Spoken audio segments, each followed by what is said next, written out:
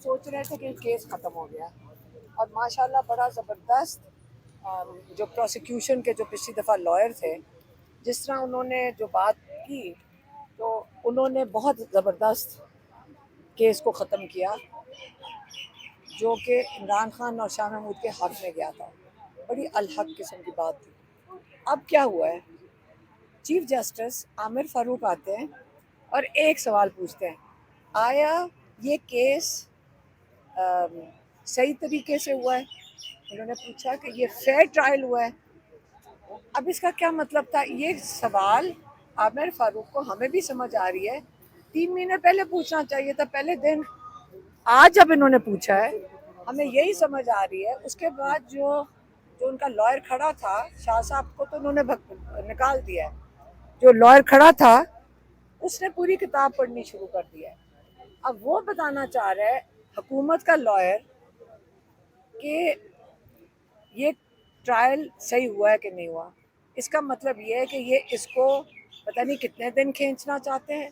जो आज जजेस ने कहा था हम फैसला देंगे, मेरा नहीं लगता इनका इरादा है और हमें नहीं पता ये क्या सोच रहे हैं, लेकिन ये इंसाफ के दायरे से निकल चुके हैं। अगर अब फैसला नहीं देंगे उस केस के ऊपर जो ख़त्म हुआ हुआ केस है, तो हमें फिर बड़ा अफसोस होगा जजेस की ये तरीक़ाकार पे, क्योंकि उनको पता है कि उनके पास और कोई चॉइस नहीं है इस केस को ख़त्म करने की और इनको रिहा करने की। इमरान खान और शाह महमूद को अब उनको रिहा कर देना चाहिए।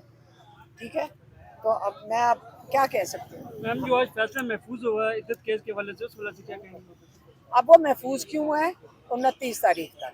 किस लिए? क्योंकि वो जो बहुत ही, मैं आपको ये कहना मैं बड़ा कम ये बात आपने मेरे से सुनी होगी, बड़ा घटिया और बड़ा बेशर्म एक आदमी है, उसका नाम है रिजवान अब्बासी। ये नाम याद रखना, ये नाम आप याद रखना।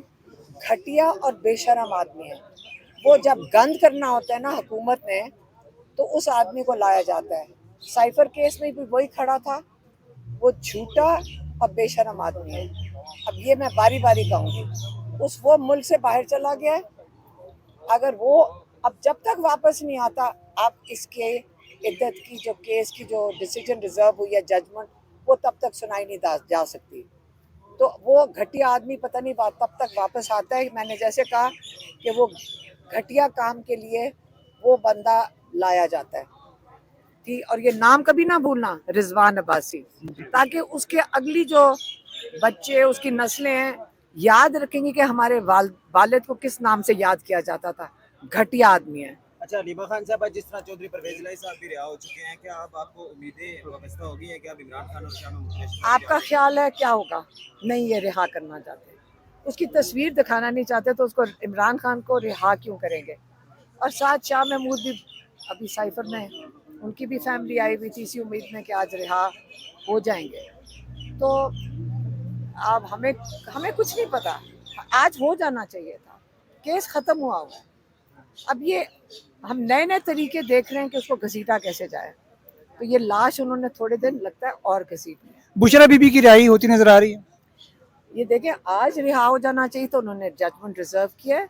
बुशरा बीबी सिर्फ इद्दत के केस में इस वक्त जेल में है और आज उनको रिहा हो जाना चाहिए था, लेकिन क्योंकि वो मैंने बताया ना, वो एक घटिया आदमी जिसका नाम रिजवान अब्बासी है, जो खावर मानिका का लॉयर अब है, पहले ये प्रोसिक्यूशन के लिए बंदा खड़ा था, साइफर का घटिया काम करने के लिए, और अब जिसके ऊपर आज चीफ जस्टिस पूछ रहे हैं कि ट्रायल फेयर हुआ है कि नहीं।